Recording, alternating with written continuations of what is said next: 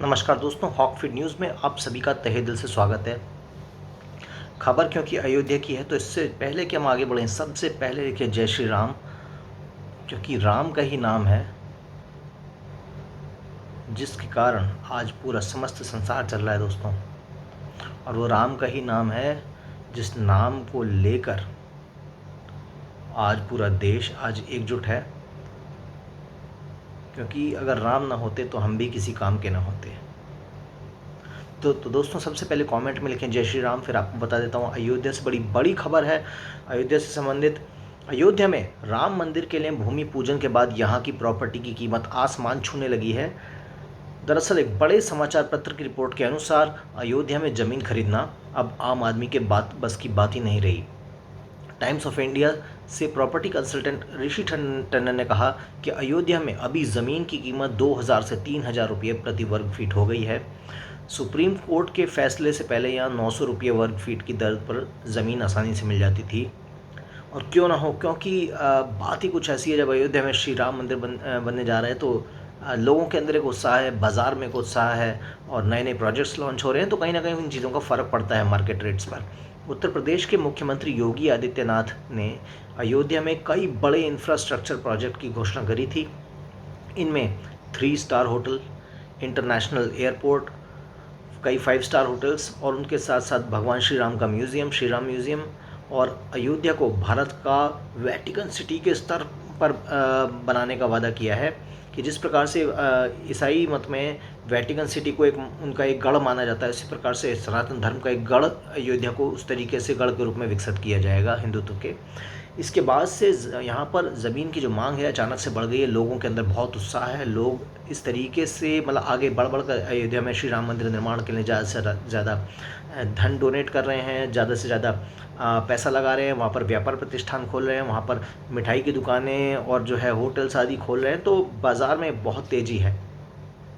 अयोध्या भारत की राजनीति में दशकों से केंद्र में रही है और अब ये भव्य राम मंदिर को लेकर चर्चा में है।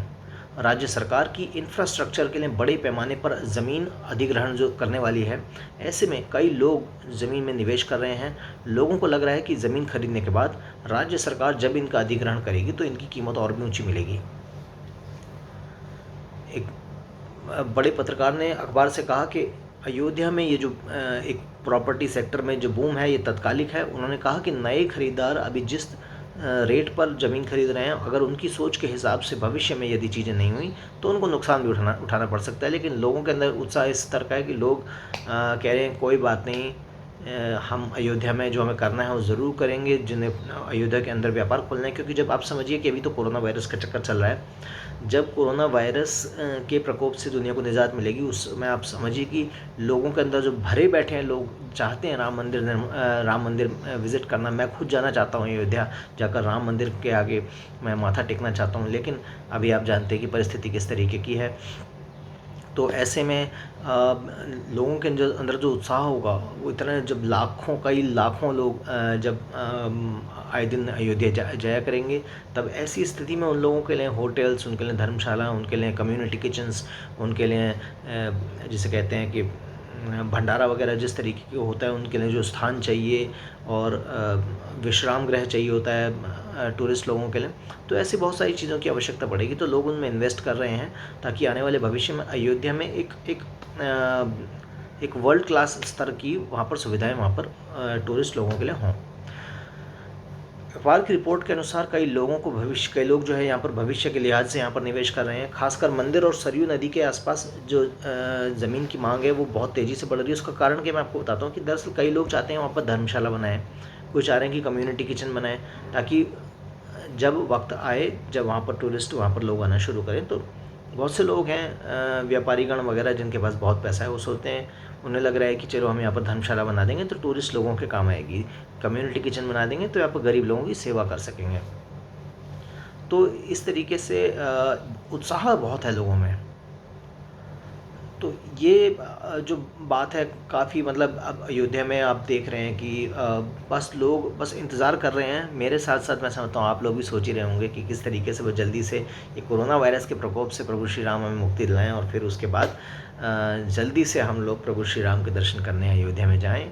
दोस्तों इसी बीच एक बड़ी खबर आ रही है, आप लोगों को बताना चाहूँगा कि योगी सरकार ने फिल्म सिटी के लिए जो घोषणा करी थी उसके बारे में आपको बताऊँगा विस्तार से। बहुत बड़ी खबर आई है उससे संबंधित। दरअसल वीडियो कॉन्फ्रेंसिंग के जरिए उत्तर प्रदेश के कई अधिकारियों के साथ समीक्षा बैठक करते हुए सीएम योगी ने उत्तर प्रदेश में देश की सबसे बड़ी और सबसे खूबसूरत फिल्म सिटी बनाने की घोषणा करी थी। अब इस प्रोजेक्ट पर कल उन्होंने घोषणा करी, आज काम शुरू हो गया है। देखिए किस तरीके से को कहते हैं कि यही है राम राज्य। इस प्रोजेक्ट पर कल घोषणा हुई, आज इस पर काम शुरू हो गया है। योगी सरकार ने इस फिल्म सिटी के लिए 1000 एकड़ की ज़मीन उपलब्ध भी करा दी है।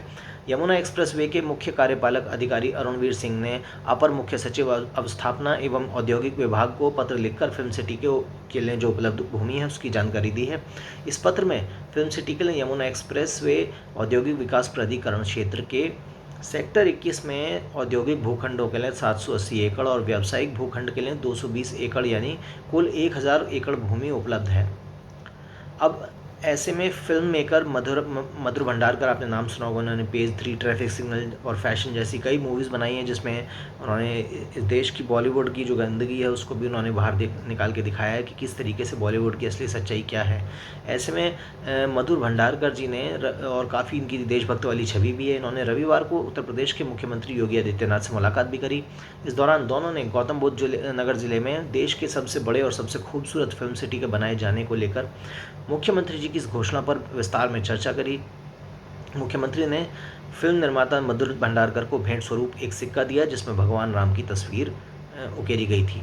इसके साथ ही रामचरितमानस की एक उनको प्रति भी दी, तुलसी के बीजों की एक माला भी दी और एक भव्य कुंभ कॉफ़ी टेबल भी दी जिसे पिछले साल प्रयागराज में आयोजित किया गया था। सरकार की तरफ से एक प्रवक्ता के मुताबिक मधुर भंडारकर ने मुख्यमंत्री जी को फिल्म सिटी की योजना के लिए बधाई दी और फिल्म कम्युनिटी की तरफ से पूरे सहयोग का आश्वासन दिया। आपको बताते चलें कि शुक्रवार को वीडियो कॉन्फ्रेंसिंग के जरिए प्रदेश के अधिकारियों के साथ योगी जी ने बैठक करी और देश की सबसे बड़ी और सबसे खूबसूरत फिल्म सिटी बनाने की घोषणा करी थी। ऐसे में उन्होंने ये भी कहा कि वहाँ पर देश की सबसे बड़ी फिल्म सिटी बनाने के लिए उपयुक्त सुविधाएं मौजूद हैं। एक बहुत बड़ा एक्सप्रेसवे है यमुना एक्सप्रेसवे, तो ट्रांसपोर्टेशन की भी कोई दिक्कत नहीं है। आने वाले समय में जेवर एयरपोर्ट भी उधर बन जाएगा तो कोई समस्या नहीं होगी। उनकी घोषणा के बाद शनिवार को दिन भर नोएडा ट्विटर हैंडल पर ट्विटर पर मतलब ट्रेंड करता रहा नोएडा फिल्म सिटी, और नेता अभिनेता से लेकर आम लोग तक एक दूसरे को बधाई देते रहे। इससे पहले फिल्मकार मनोज मुंतशिर ने हिंदी बेल्ट में फिल्म सिटी बनाए जाने की ज़ोरदार मांग उठाई थी। मनोज ने कहा था कि तमिल फिल्म इंडस्ट्री चेन्नई में, मलयाली फिल्म इंडस्ट्री केरल में, बांग्ला फिल्म इंडस्ट्री कोलकाता में है, फिर हिंदी फिल्म इंडस्ट्री गैर हिंदी भाषी राज्य महाराष्ट्र में क्यों है। मनोज मुंतशिर ने हिंदी भाषी राज्यों में फिल्म सिटी ना होने पर दुख जताते हुए सरकारों से इस ओर ध्यान देने की मांग करी थी। उसके बाद कलाकार मालिनी अवस्थी ने भी इस मुद्दे को आगे बढ़ाया था और सीएम योगी ने इस कदम की पूरी प्रशंसा करी थी और उन्होंने शुक्रवार को हुई बैठक में फिल्म सिटी बनाने की घोषणा कर दी। तो दोस्तों उत्तर प्रदेश दिन ब दिन तरक्की कर रहा है, दिन दूनी रात चौगुनी तरक्की कर रहा है। अभी तो कोरोना वायरस का प्रकोप के कारण पूरी दुनिया में बड़े बड़े प्रोजेक्ट्स भी रुके हुए हैं, लेकिन इस सब के बीच में भी जिस तरीके से योगी आदित्यनाथ जी का जो उनके अंदर जो ऊर्जा है और वो प्रदेश के अंदर जिस तरीके से वो प्रदेश को आगे बढ़ाने की जो उनकी ऊर्जा नज़र आती है वो वाकई प्रशंसनीय है। दोस्तों अभी के लिए मैं आपसे विदा लेना चाहूँगा, उसके बाद दोबारा से आपके पास आऊँगा एक बड़ी खबर के साथ। अभी बस जय हिंद, जय भारत, नमस्कार।